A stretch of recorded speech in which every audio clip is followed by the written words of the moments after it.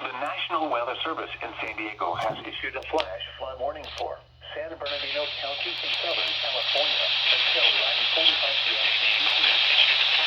At 44 p.m. Doppler radar indicated thunderstorms producing heavy rain across the warned area. Between 0.75 and 1.25 inches of rain have fallen.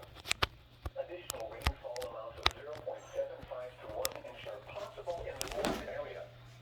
Flash flooding is ongoing or expected to begin shortly. Hazard, life-threatening flash flooding. Thunderstorms producing flash flooding.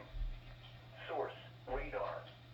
Impact, life-threatening flash flooding of creeks and streams, urban areas, highways, streets, and underpasses. Some locations that will experience flash flooding include Fontana, Ontario, Rialto, Chino, I-15 through the Cajon,